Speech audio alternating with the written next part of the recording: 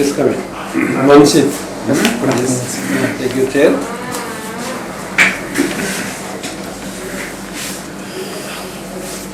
Manseet. Do your name has some specific meaning? Manseet?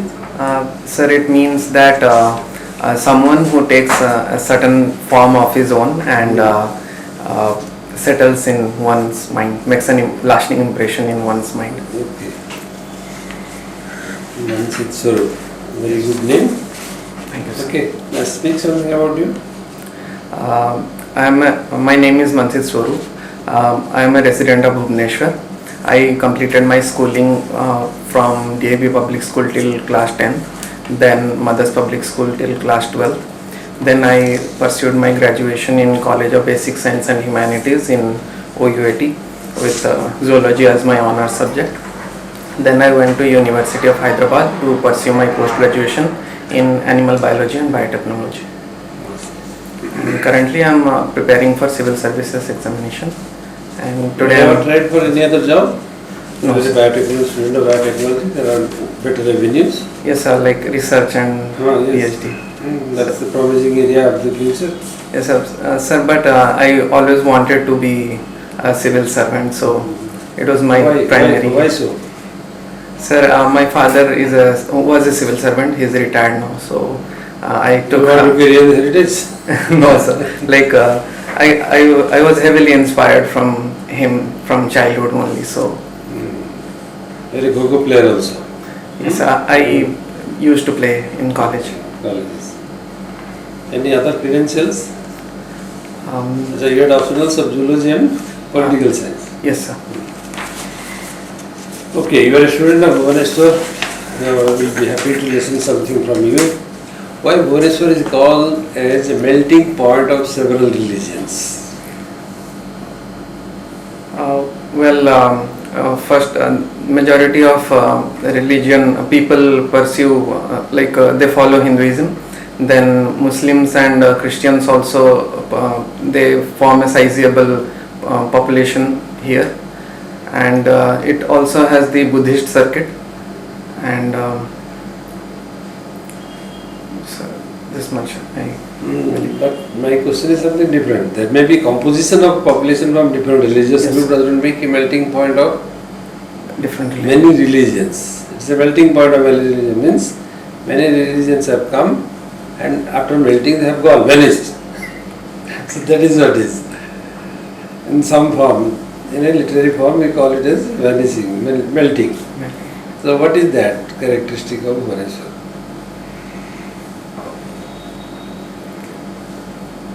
Well, so Bhubaneswar is it's the capital city, and it draws population from different region of you India. don't have the answer, and that's why you are going in the wrong direction. But imagine, Yes, sir. Bhubaneswar was once upon a time the dominant role played by the Vaishnavites. Yes, sir. They were a particular group of people. Then came the Jain monks also. Yes, yes, sir. To some extent adopted this place. Then Jain have gone. Buddhist again came to some extent. Not exactly at Bhubaneswar, but there are around this. Yes. And then Saivites. Yes, sir. So this is how the melting point of Bhubaneswar being a Different sects of city of temples and then city of melting point of many religions. Yes. That's what is something unique to Bhubaneswar. Yes. Okay, and then you have a student of DAB. Yes, sir. DAB Public School. What is the motto of the DAB school? Who has initiated it and what was his vision? Swami Dayanand Saraswati, he initiated it. Then his legacy was brought into it was constituted by Mahatma Hansraj. Swami Dayanand Saraswati was an ardent supporter of he was ardently against women operation, and he was against idol worship, and he was also against casteism and superstitions. So if I may say an anecdote about his childhood days. Sir, when he was during his childhood, once he saw that at his home there was a Shiva Linga. So a mouse, after the puja was done, a mouse was eating the prasad that had fallen, that was kept in the Shiva Linga. So this boy wondered that how come Shiva is not reacting anything, like he can shoo away the mouse. So this found a doubt in his mind that whether God actually exists in idol or not. So this is the whole basis of him going against idol worship. So in our school, we before board exams, we usually do havans in our class, in our school premises. Without idol worship. Yes, sir. But he moved this, his movement was because of at a particular time when probably And the it was literacy and education was very low. Yes, low. sir. He And moreover, girls' education was absolutely not there. Okay, you happen to be from which district? Sir, Khurda district? Yes, sir. So do you know the story of Borunai? Sir. How Borunai is the dumb witness to the past events of... I cannot recall, sir. You cannot relate to the history of Borunai? No, sir. How the Paika rebellion... Paika rebellion, yes, sir. Okay. That is Borunai, that is the place where things happened. So that is the dumb witness or the silent witness of the past. I didn't know the name of the place. Borunai, and that was sometimes called as a port. Borunai port. There is a port. Khurda. Yes. It is very much there. It was at the outskirts of Khurda. Yes. The congregation of the Sipahis were used to take place in this particular place. Yes. Okay, can you speak something about how the governance system is presently addressing to the issues of people who are below poverty line, people those who are minorities, people those who are differently abled, all those people who are a major sum of the people across the society, how governance is addressing to their issues? First of all, many schemes are there to support their livelihood. Like BPL scheme is there for PDS, free food grains and distribution. Then we have Kalia scheme also, and we have in COVID times there was Mukta scheme of Odisha, where urban poor were provided employment opportunities. Then for disabled people also we have no, sir. At this moment I can recollect this much. Okay, so you can add few more Manrega program. Yes, sir. Manrega. Yes, sir. And then and Divyang something is there, I cannot recollect right now. Yes, quite a large number of programs are there. Yes, sir. Including health programs, Biju Swasthya programs, Kalyan Yojana. yes. So like this. Yes, sir. And then the last question for you is, Yes, sir. Probably in this question you have to little address to the issues of inclusive growth. Actually, I was orienting the question to get an answer through inclusive growth, which you have missed, because that is the most important governance attitude, governance focus. That inclusive growth has to go towards, and under that capsule, all these people are supposed to be taken care of. That's what it is. Okay, and then you can little add more how this melting point of Yes, sir. either you can throw better light. Can you give me a cultural history background of the district, Khurda?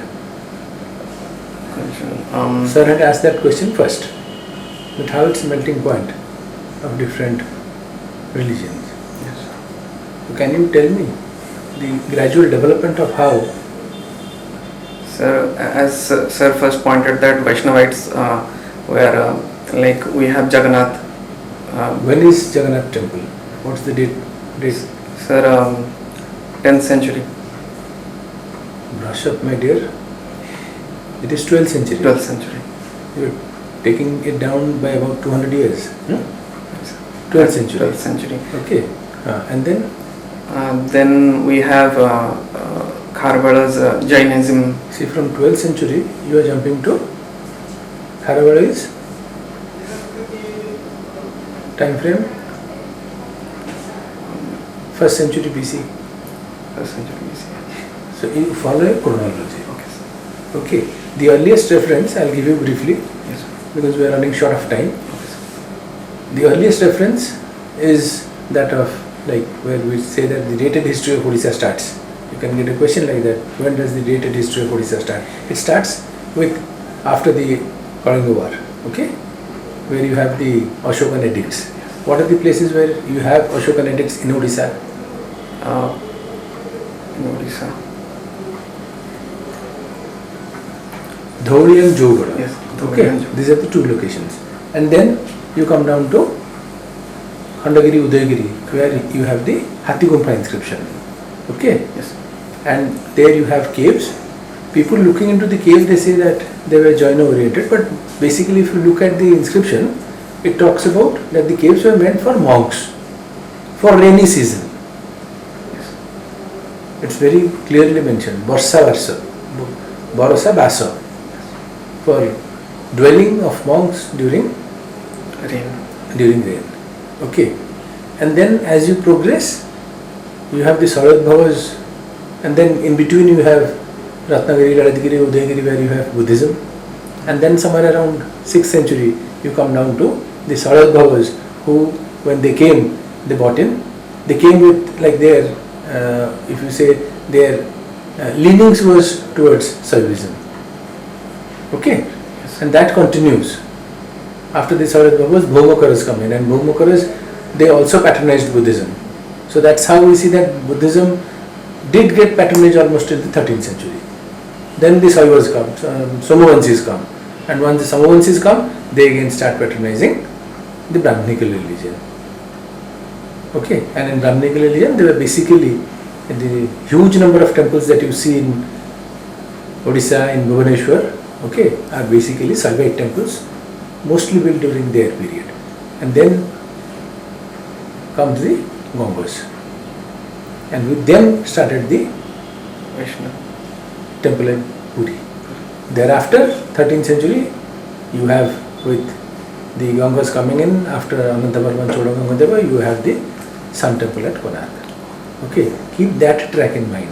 Yes. I'll ask you one question. This Lingaraj temple is dedicated to whom? Shiva. Sure. Yes. When it was built as a temple dedicated to Shiva, but at a later point, with the coming in of the Gangas, it became a temple dedicated to both Hari and Hara. Okay, keep that in mind. Yes. Okay, so I've basically updated you as far as this part of EA is concerned. Now let me ask you a very simple, that you have taken international affairs. Yes. China is now playing a very important role. Okay, what is can you tell me what the problem with China and India is? The actual problem started with India when India sheltered the Dalai Lama. So this then went on till the 1960. This gave way to 1962 war, where they captured Aksai Chin area. They also claimed some territory of Uttarakhand and Himachal Pradesh.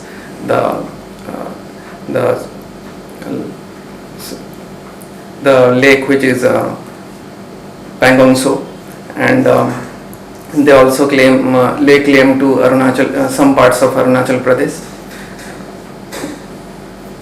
And now you see that they are trying to put their might, full strength, Yes, sir. in the sea. See, and they want to Threatening dominate. Taiwan. Why? So, basically, China wants to be the economic superpower in the world. Its trade policies, the whole world trade is dependent on China. China's belligerent attitude towards India, and it also wants to restrict India in the Indian Ocean region also, like it's building ports around the neighboring countries also. Example? Like Hambantota port. Where? Hambantota in Sri Lanka and Chittagong in Bangladesh. So keep that in mind. Yes, sir. Briefly look into the Manipur incident. Yeah. Russia-Ukraine problem.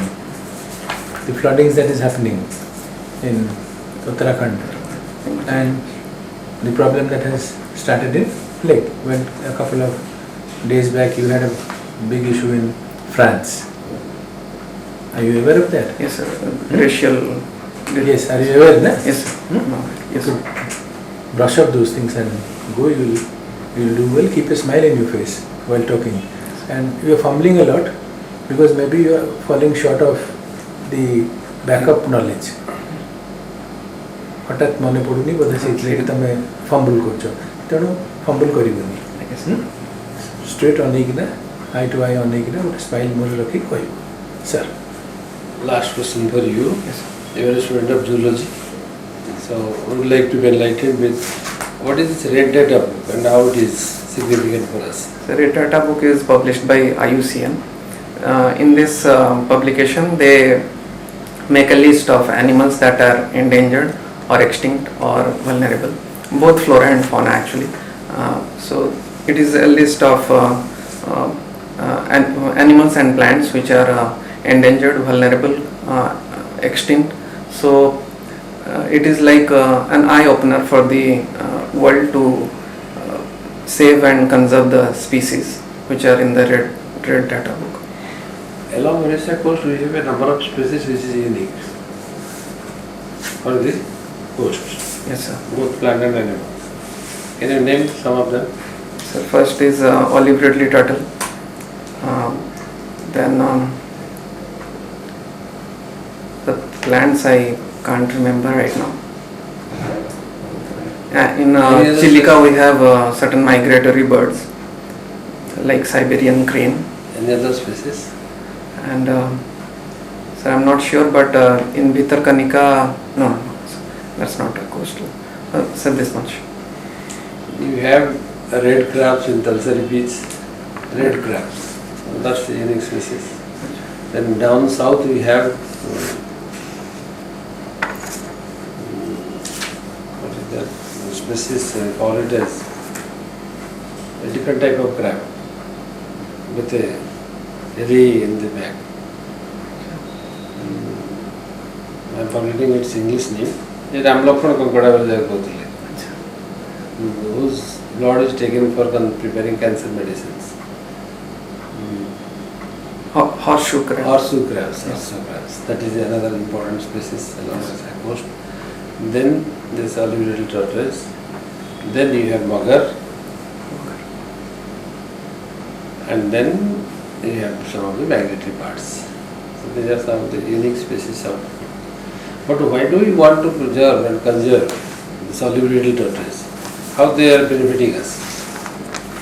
What is the purpose of conserving those? Sir, Is it just as a species we are conserving, or it has some other significance for the environment? so they are a keystone species, and the Gahirmatha is one of the few places in the world where they lay their eggs. So it's like a responsibility for the people of Odisha. It is one of the oldest, among all the existing species of existing, that is one of the oldest. 135 million years back, this species is thriving over this, inside the seas, number one. Number two, this species is a part of an ecosystem where they used to take the jellyfishes as their food. By taking jellyfishes as their food, the fishes are saved by the jellyfish. Fishes, small fishes are the feed for the jellyfish.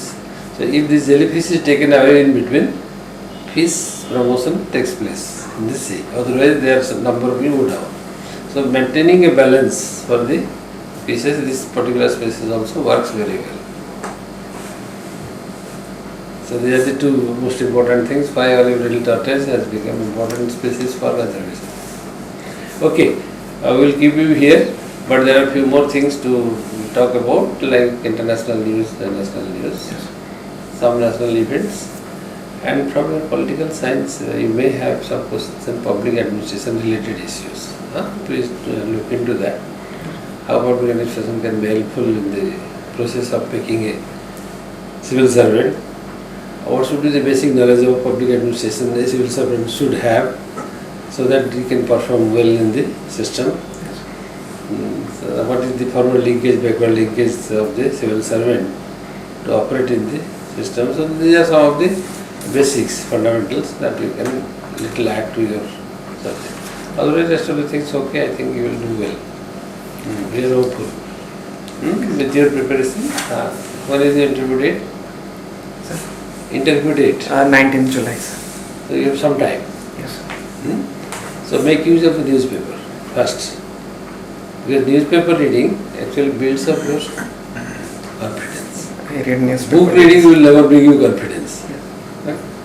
Newspaper reading will give you a storyline way of talking, and it will build confidence that you are confident about the present status, present news and present events, phenomena which is going on.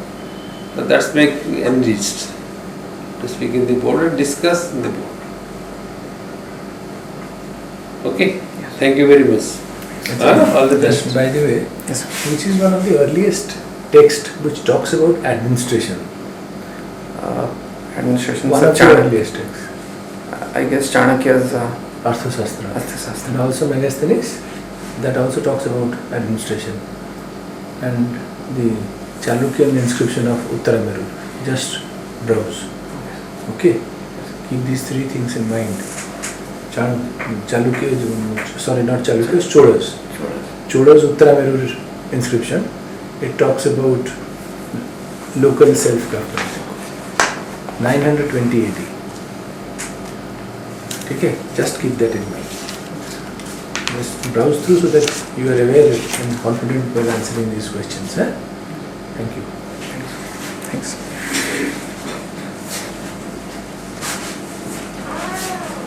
How the actors